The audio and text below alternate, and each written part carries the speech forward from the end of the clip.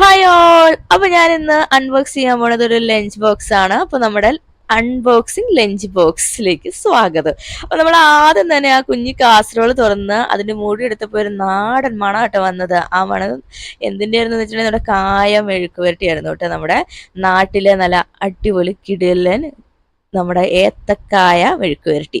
ദാ ഇതിനകത്തുനിന്ന് വരുന്നത് എന്താ നമുക്കറിയാലോ, നല്ല അച്ചാറിന്റെ മണം. ആഹാ, നല്ല കടുമാങ്ങ അച്ചാറാണ് അത്. അപ്പൊ ഇനി അടുത്ത പാത്രത്തിനകത്ത് എന്താന്ന് നോക്കാം.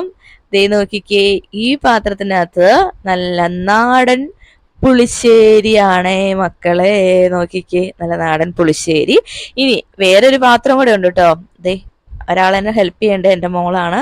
അപ്പൊ ദേ ഇത് നമ്മുടെ ഈ ഉണക്കമീനൊക്കെ ഇല്ലേ, ഉണക്കമീൻ ഇങ്ങനെ തേങ്ങയായിട്ടൊന്ന് മിക്സ് ചെയ്തുണ്ടാക്കിയേക്കണ തേങ്ങാ ചമ്മന്തി അഥവാ ഉണക്കമീൻ ചമ്മന്തിപ്പൊടി.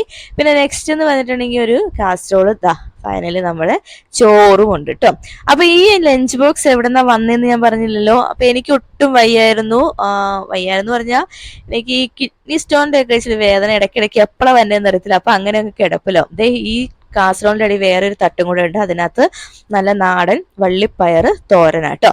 അപ്പോ അങ്ങനത്തെ കിഡ്നി സ്റ്റോൺ വേദന വന്നു കഴിഞ്ഞാൽ പിന്നെ നമുക്ക് ഒന്നും ചുറ്റുമുള്ള ഒന്നും കാണാൻ പറ്റില്ല സാറേ എന്ന് പറഞ്ഞാൽ പിന്നെ കിടപ്പായി പോകും കേട്ടോ. അങ്ങനെ പെട്ടെന്ന് വന്നു. അപ്പം ലഞ്ച് ഉണ്ടാക്കിയിട്ടില്ല എന്നറിഞ്ഞ് നമ്മുടെ വീടിന്റെ അടുത്തുള്ള ഒരു ഫ്രണ്ട് കൊടുത്തു വിട്ടതാട്ടോ. സാധാരണ നാട്ടിലൊക്കെ ഇതുപോലെ ഹെൽപ്പിംഗ് മെന്റാലിറ്റി നമ്മുടെ അയലക്കത്തൊക്കെ ഇങ്ങനെ വന്ന് ചോദിക്കും. പക്ഷെ ഇവിടെ ഈ ഫ്ലാറ്റിനകത്തൊക്കെ ആരാ അങ്ങനെ ചോദിക്കണമെന്ന് ഓർത്ത്. പക്ഷെ എൻ്റെ ദൈവം സഹായിച്ച് ഇവിടെ വന്നപ്പോഴും എനിക്ക് നല്ല മലയാളി ഫ്രണ്ട്സിനെ കിട്ടി. അതിലൊരു ഫ്രണ്ടാണ് എനിക്ക് ഇതെല്ലാം കൊടുത്തു വിട്ടത്.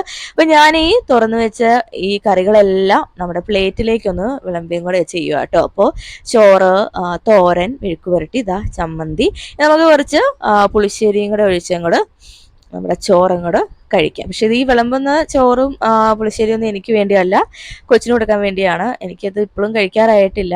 ഞാൻ ലൈവ് വോയിസ് ഓവറൊക്കെ ചെയ്തതാണ്, പക്ഷെ എല്ലാം കുളമായി പോയി. പിന്നെ ഇത് ചെയ്യണേ കേട്ടോ. അപ്പോൾ ഇതാണ് നമ്മുടെ ലഞ്ച്. അപ്പോൾ ഇത് ഏത് കാറ്റഗറി വേണമെങ്കിലും പെടുത്താം. എന്താ കഴിച്ചതെന്നോ what I eat in a day എന്നൊക്കെ ഉള്ള എന്തെങ്കിലും പെടുത്താം. അപ്പോൾ ലാസ്റ്റ് ഞാൻ അച്ചാർ വിളമ്പാൻ മറന്നുപോയായിരുന്നു. ആ അച്ചാറും കൂടെ കുറച്ച് വിളമ്പി ഒന്ന് കാണിക്കാം കേട്ടോ. അപ്പോൾ ഇതാണ് നമ്മുടെ ലഞ്ച്. സോ എല്ലാവരും സുഖമായിട്ടിരിക്കുന്നു വിശ്വസിക്കുന്നു. Bye bye.